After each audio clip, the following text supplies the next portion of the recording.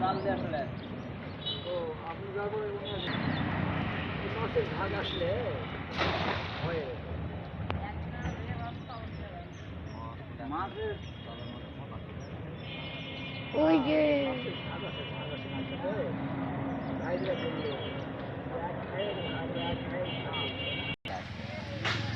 হতাশ করে কোনো সময় খায় থাকা যাবে না ছোট পোনা মাছ করে